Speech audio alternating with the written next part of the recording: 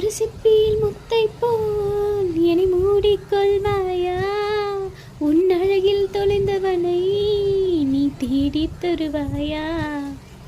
உன் கனவில் நடுகின்றேன், நீ கொடைகள் தருவாயா?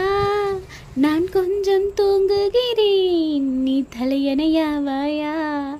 நீ காதல் ஓவியனா, ஒரு கவிதை நாயகனா? நான் தேடும் மன்மதனா, என் அழகின் காவலனா?